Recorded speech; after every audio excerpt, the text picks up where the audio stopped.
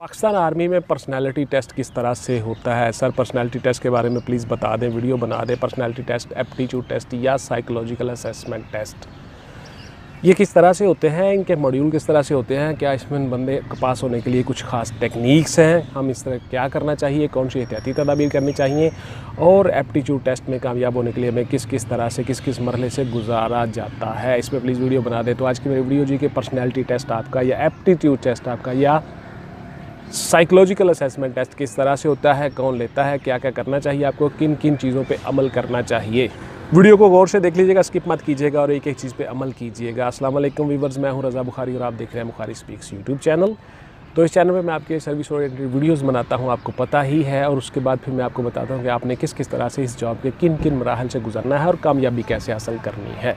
Personality test या aptitude test या आपका साइकोलॉजिकल असेसमेंट टेस्ट बुनियादी तौर पे ISSB में एक ऐसा टेस्ट होता है जिसमें आपकी ज़ात को देख लिया जाता है, आपकी बॉडी को देख लिया जाता है, आपके ब्रेन को चेक कर लिया जाता है। आप मुस्बत सोचते हो, नेगेटिव सोचते हो, पॉजिटिव सोचते हो, क्या थिंकिंग रखते हो।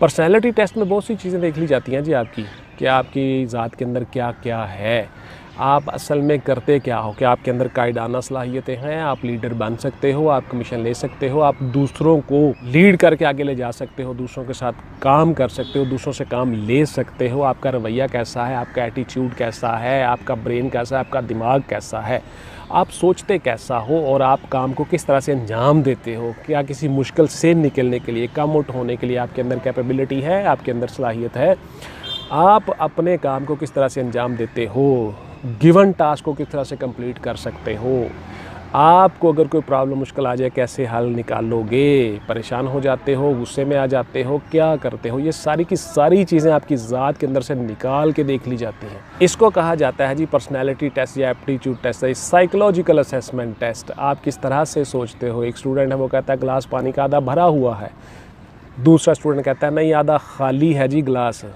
तो जो खाली कह रहा है वो नेगेटिव है, जो भरा हुआ कह रहा है वो पॉजिटिव है। ये एक छोटी सी मिसाल दी मैंने आपको। तो इस तरह से होता है जी आपका पर्सनैलिटी टेस्ट या एप्टीट्यूड टेस्ट या साइकोलॉजिकल असेसमेंट टेस्ट। अब किस किस तरह से कैसे कैसे आपने मरने से गुजरना है, ज़रा गौर से सुन लें। सबसे पहले जब आपका टेस्ट होगा तो आपको इंस्ट्रक्टर जो है वो हदायत देंगे, देखेंगे, आपको बताएंगे चीज़ें, गौर करना है आपने इन चीज़ों पे, किस किस तरह से क्या क्या चीज़ें आपसे पूछनी हैं। फिर उसके बाद फिर आपको एक छोटा सा सवालनामा दिया जाता है, क्वेश्चन पेपर, क्वेश्चनेयर उसको कहते हैं। आपने वो सारे के सारे सवाल पढ़ने हैं, देखने हैं, गौर करने हैं। वो 30 सवाल हो सकते हैं, वो 100 सवाल हो सकते हैं, वो 200 सवाल हो सकते हैं, छोटे छोटे। उनको सिर्फ आपने टिक करना होता है, आगे जवाब भी लिखे होते हैं, उनको सिर्फ आपने टिक करना होता है। आपने सवाल पढ़ा, उसका जवाब टिक किया, सवाल पढ़ा, जवाब टिक किया। उसमें जितने भी ऑप्शन हैं वो सारे के सारे ऑप्शन आपने गौर से देखना है कि ये पूछ क्या रहा है और पूछना क्या चाह रहा है मेरी ज़ात के अंदर से। सवाल को पढ़ना है, अंडरस्टैंड करना है, गौर करना है, फिर टिक कर देना है। समटाइम 300 सवाल हो सकता है, समटाइम 200 सवाल हो सकता है, समटाइम 100 क्वेश्चन हो सकता है। आपने इन चीज़ों में नहीं पढ़ना, आपने सिर्फ ये देखना है मैं आपको बता क्या रहा हूँ। आपने हमेशा पॉजिटिव रहना है, नेगेटिव कभी नहीं सोचना, बी पॉजिटिव, और बहुत ज़्यादा रिजिड किस्म के इस ख्यालात का भी इजहार नहीं करना। देखिए हमारा जो दीन है ये एतदाल, म्याना रवि को पसंद करता है, एतदाल को पसंद करता है। कभी भी आपने एक्सट्रीमिस्ट पे नहीं बनना, एक्सट्रीम पे नहीं जाना, एक्सट्रीमिस्ट नहीं बनना, कभी भी इन चीज़ों में नहीं पड़ना। नबी करीम सल्लल्लाहु अलैहि वसल्लम हमेशा बुर्दबारी, तहम्मुल और एतदाल के साथ ज़िंदगी गुजारते रहे और दर्स देते रहे आप सब लोगों को।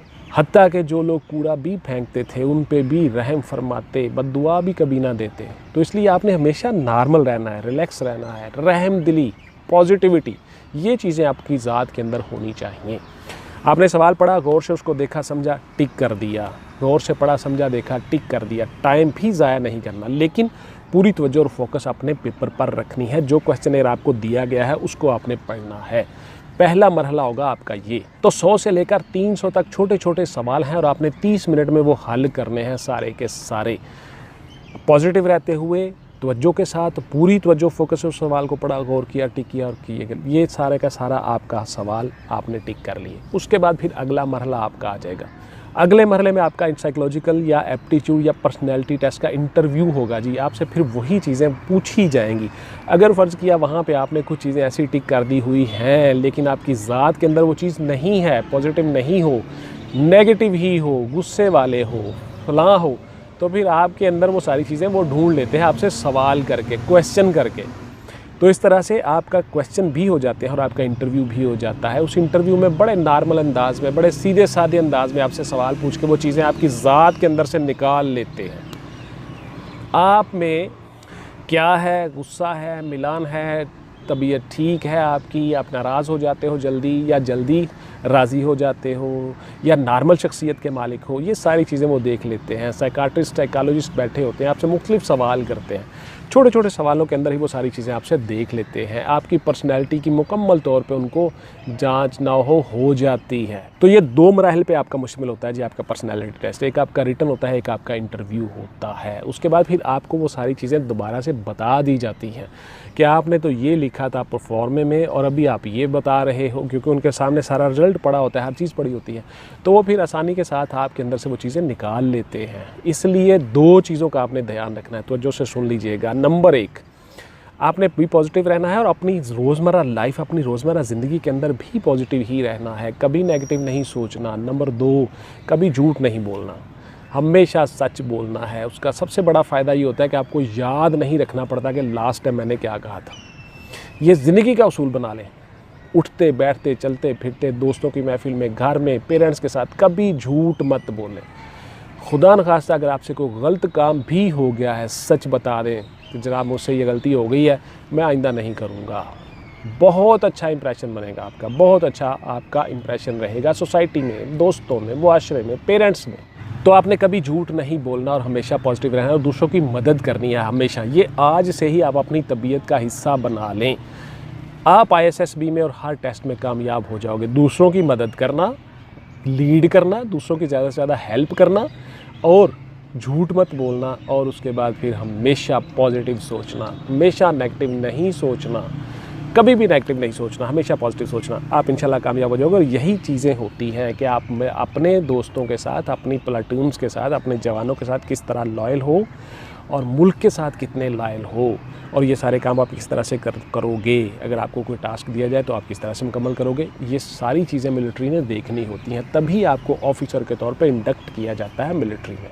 मुसीबत के वक्त आपका रवैया कैसा होता है, दुश्मन के इलाके में हो आपका रवैया कैसा, आप भूखे हो, भूख बहुत ज़्यादा लगी हुई है, तब आपका रवैया रिएक्ट क्या होगा, रिएक्शन कैसा होगा। आप किसी प्रॉब्लम में हो, मुसीबत में हो, खुशी में हो, तो क्या करोगे, आपकी रिएक्शन क्या होगा। ये सारी चीज़ें आपकी ज़ात के अंदर से देख ली जाती हैं। तो ये 2, 4, 10 चीज़ें आप अपनी ज़िंदगी का हिस्सा बना लें जी। कभी फालतू फजूल मत बोलें, वक्त ज़ाया मत करें, हमेशा पॉजिटिव सोचें, दूसरों की मदद करने की आदत, हैबिट डालें, आदत डेवलप करें, हमेशा नॉर्मल रहें, गुस्से में मत आएँ। ठीक है जी। ये सारे की सारी चीज़ें हमारे दीन में भी बताई गई हैं, और ये सारी की सारी चीज़ें आपकी ज़ात के अंदर अगर हों तो आप एक मुस्बत शख्सियत के मालिक बन जाते हो।